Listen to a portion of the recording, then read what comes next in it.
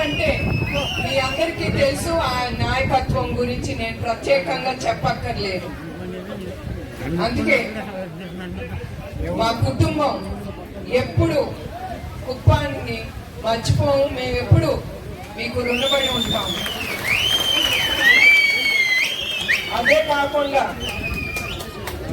చంద్రబాబు నాయుడు గారిని 53 రోజులు జైల్లో నిర్బంధించినప్పుడు ఆంధ్రప్రదేశ్ లో ప్రజలు గాని ఆడబిడ్డలు గాని ప్రతి ఒక్కరు బయటకు వచ్చి పోరాడారంటే మీ అందరికీ ఆ నాయకత్వం మీద ఉండే నమ్మకం, భరోసా మీ అందరికీ. అట్లానే కుప్పం ప్రజలు కూడా చాలా ఎదుర్కొన్నారు. మన తెలుగుదేశం కార్యకర్తలు చాలా కేసులు పెట్టారు.